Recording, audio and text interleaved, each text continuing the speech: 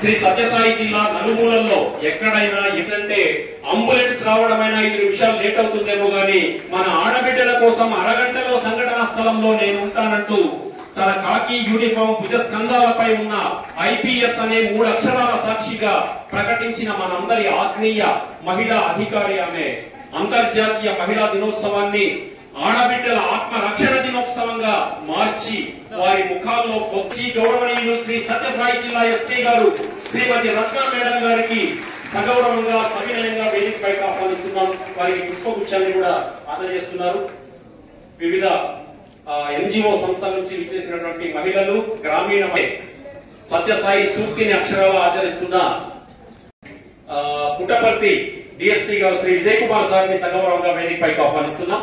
సార్కి పుష్పగుచ్చం.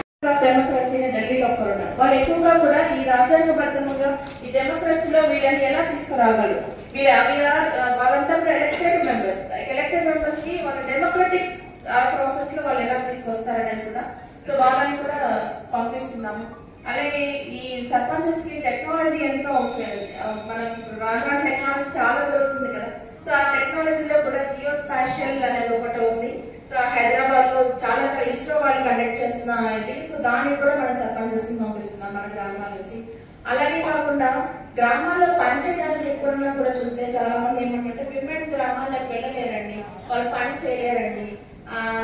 కార్యక్రమంలో ప్రధానంగా ఈ దీపం పరబ్రహ్మ స్వరూపం, దీపం వెలుగులో మహిళల జీవితాలన్నీ కూడా సంపూర్ణంగా వెలగాలని ఆకాంక్షిస్తూ సహృదయతతో ఈ జ్యోతి ప్రజ్వలన కార్యక్రమాన్ని ఎస్పీ మేడం గారు నిర్వహిస్తున్నారు. వారు ఈ కార్యక్రమాన్ని నిర్వహించడం అంటేనే ఒక కొత్త వెలుగు జిల్లా అంతరికి కూడా. ఈ కొత్త వెలుగులో ఈ అంతర్జాతీయ మహిళా దినోత్సవం మరింత ధరించాల్సిన అవసరాన్ని గురించి మేడం చాలా గొప్ప కార్యక్రమాలు నిర్వహించారు. నిజంగా ఇది సొంతంగా తయారు చేశారు విజయ భార్గవి మేడం గారు. రోడ్డు ప్రమాదాల నివారణకు ఇది గొప్పగా ఉపయోగపడుతుంది. ఈ విషయాన్ని మహిళా హెల్మెట్ చైతన్య ర్యాలీలు కూడా ఎస్పీ మేడం గారి ఆధ్వర్యంలో చాలా జరిగాయి ఈ మధ్యకాలం ధర్మవరంలోను మిగతా చోట్ల. వారిని సత్కరించాల్సిందిగా మరి జ్ఞాపిక అలాగే మెమంటో సమాజానికి ఉపయోగపడేటటువంటి ముఖ్యంగా మహిళలకు ఉపయోగపడేటటువంటి కొత్త హెల్మెట్ ను ఏ విధంగా తయారు చేస్తారు విజయ్ కుమార్ గారు. ఇవన్నీ కొత్త కొత్త ఆలోచనలన్నీ వస్తాయండి. సో ఈ సవాళ్లు పరిష్కారాలకి మనం ఈరోజు ఏంటని చెప్పి మాట్లాడుతున్నాం. అసలు సవాళ్ళు అంటే ఏంటి? సవాళ్ళు అంటే ఏంటి? ఛాలెంజెస్ ఇంగ్లీష్ లో ట్రాన్స్లేషన్ చేశారు. సో ఛాలెంజెస్ అంటే ఏంటి? సమస్య. సమస్య అంటే ఏంటి? అసలు సమస్య ఎందుకు వస్తుంది? ఎందుకు వస్తుంది సమస్య? తల వంచినప్పుడు సమస్య వస్తుందా? వస్తుందా ఎప్పుడన్నా? తల వంచితే సమస్య రాదు, తల ఎత్తితే సమస్య వస్తుంది. సో మహిళలు ఎక్కడైతే తల ఎత్తుకొని బయటకు వస్తారో, తల ఎత్తుకొని తిరుగుతారో, తమ తమ రంగాలలో తాము నిరూపించుకోవాలని ప్రయత్నం చేస్తారో ఆ ప్రతి ప్రయత్నం కూడా ఒక సవాలే. అవునా కదా?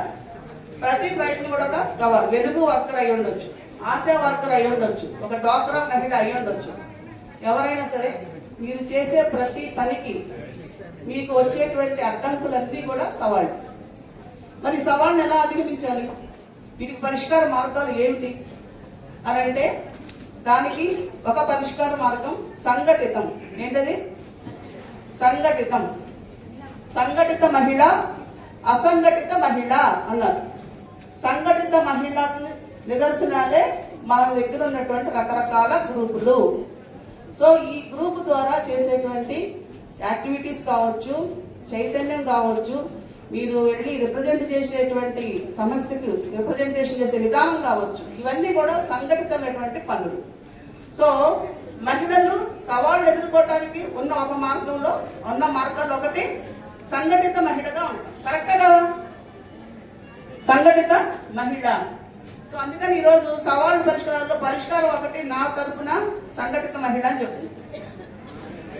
నెక్స్ట్ ఇంకా డే టు డే అంటే ఇప్పుడు గాంధీజీ గారు ఏమన్నారు? ఏ స్త్రీ అయితే ఒక స్త్రీ దేశంలో అర్ధరాత్రి స్వతంత్రంగా సంచరించిన రోజునే దేశానికి స్వాతంత్రం వచ్చిన రోజు అన్నారు.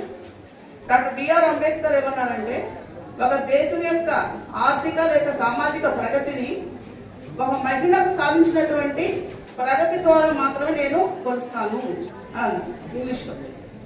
అంటే ఒక మహిళ సమాజంలో పురుషులతో పాటు సమానంగా ఉన్నప్పుడు ఆమె ఫేస్ చేసిన సవాళ్లు కావచ్చు, ఆమె ఆర్థికంగా ఈ దేశం యొక్క ప్రగతికి తోడ్పడే విధానం కావచ్చు, ఇవన్నీ కూడా ఆ మహిళ శక్తివంతులను చెప్పేవి. ఆ మహిళ యొక్క ప్రాధాన్యతని, ఆమె యొక్క స్థానాన్ని మన సమాజంలో నిలిపేవి. సో ప్రతి దేశం యొక్క ప్రగతికి 2 చక్రాలు అవసరం. అది ఒకటి మహిళ, 2 పురుషుడు.